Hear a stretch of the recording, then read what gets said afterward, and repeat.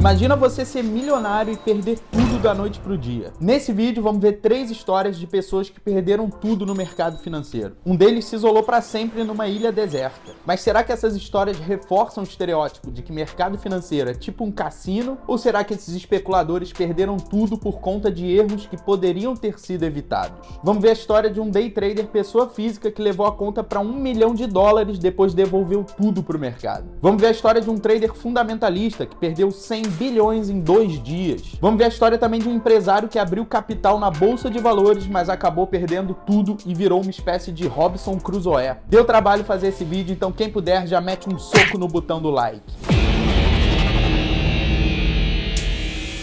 A primeira história é do Bill Hwang, o homem que perdeu 100 bilhões em 2 dias. Imagina ele chegando em casa para dar essa notícia para a mulher. Ele nasceu na Coreia do Sul em 1964, depois se mudou para os Estados Unidos, onde foi estudar economia na UCLA. Mas a carreira no mercado financeiro do Bill Hwang começa quando ele consegue um emprego na Hyundai Securities, em Nova York. Depois ele foi trabalhar numa firma de investimentos chamada Peregrine Investments Holding, onde conheceu o bilionário gestor de hedge funds chamado Julian Robertson, que é o fundador da Tiger Management, um dos primeiros hedge funds dos anos 80. Esse Julian Robertson, para quem não sabe, começou com um pouco mais de $8 milhões dele e de alguns familiares e transformou em $20 bilhões ao longo de 2 décadas. Esse cara foi mentor do Bill Hwang e inclusive deu dinheiro para ele abrir seu próprio hedge fund, o Tiger Asia Management, que, como o nome já diz, era focado em investimentos no mercado asiático, mas a sede era em Nova York. Teve $5 bilhões sob gestão no seu auge. Em 2012 que os problemas começam para o Bill Hwang, sendo condenado a pagar uma multa de $44 milhões por insider trading, o que significa que ele tinha informações privilegiadas e montava operações no mercado financeiro usando essas informações. No caso, ele entrou vendido em ações de 3 bancos da China. Então ele encerrou as atividades da Tiger Asia e abriu um negócio chamado Family Office. Para quem não sabe, quando você fica muito rico, você meio que tem que abrir uma empresa para gerenciar sua grana. A tragédia financeira começa agora. Ele pegava dinheiro emprestado com bancos como Credit Suisse, Goldman Sachs, Morgan Stanley, se alavancava comprando ações como Shopify e Viacom CBS. E a gente está falando aqui de empréstimos na ordem dos bilhões. O método dele era análise fundamentalista. Então ele via demonstrativos financeiros dessas empresas e foi montando um portfólio. Só que montou um portfólio muito concentrado. O problema é que ele usava um instrumento financeiro chamado swaps. Os bancos que emprestavam dinheiro para ele que apareciam como detentores daquelas posições em ações. Isso manteve o Bill Hwang no anonimato por muito tempo. Mas em março de 2021, as ações do portfólio dele começaram a derreter e ele alavancado em 5 vezes. Todas as posições foram sendo liquidadas num efeito cascata e ele perdeu $20 bilhões em 2 dias. O julgamento do ex-bilionário foi marcado para o final de 2023. Eu tô gravando esse vídeo antes do julgamento, então se você tá assistindo no futuro, comenta aqui embaixo o que aconteceu. Agora vamos ver a história do australiano David Glashing, também conhecido como Robinson Crusoe da vida real, já que ele abandonou a vida na cidade e se mudou para uma ilha deserta depois de perder tudo no crash de 1987. Ele era um empresário bem sucedido de Sydney, na Austrália, até que começou uma empresa de mineração e um tempo depois conseguiu abrir capital na Bolsa de Valores da Austrália, a Australian Securities Exchange. Ele conseguiu pegar carona no bull market dos anos 80 e as ações da empresa dele saltaram de 25 centavos de dólar para 1,40. Agora ele estava oficialmente milionário com cerca de $10 milhões no papel. Mas o que ele não sabia é que uma das piores crises da história estava para acontecer.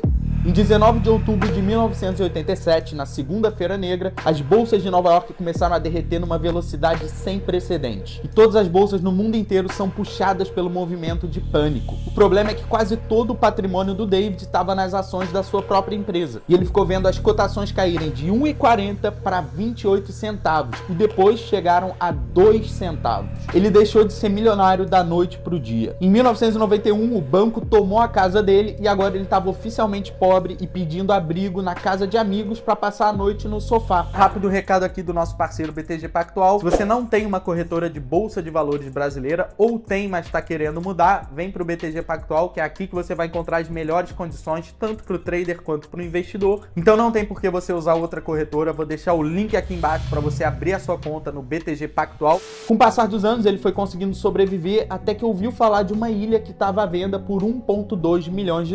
É claro que ele não tinha tinha esse valor, mas conseguiu convencer alguns amigos investidores de que aquela ilha era um bom investimento. Então a ilha foi dividida no papel em 8 partes, sendo o David dono de 1/8. Mas ele conseguiu fazer um acordo onde ele viveria na ilha e assim cuidaria dela e até construiria um resort, algo que nunca veio a acontecer. Em 1997 ele arrumou uma pequena mala e se mudou para a ilha com a sua namorada da época, mas ela não aguentou a vida sem energia elétrica, sem poder pedir uma pizza e meteu o pé da ilha, deixando o David com um cachorro e também com uma casinha lá que ele conseguiu construir. Mas a ideia romântica de uma vida perfeita numa ilha paradisíaca não podia estar mais longe da verdade.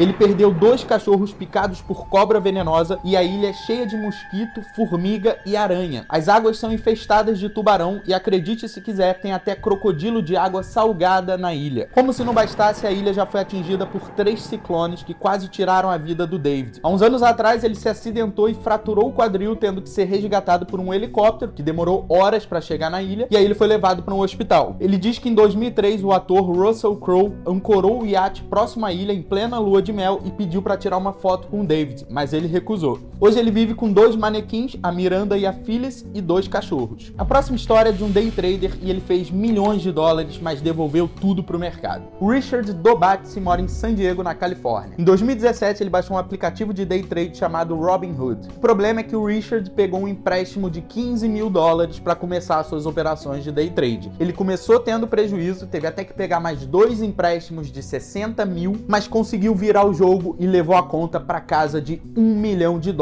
em 2021. Se a história terminasse aí, a gente não estaria nem falando do Richard, já que esse é um vídeo sobre pessoas que perderam tudo no mercado financeiro. O que aconteceu é que ele perdeu a mão nas operações de day trade e começou a devolver tudo para o mercado, saindo de $1 milhão para $6 mil.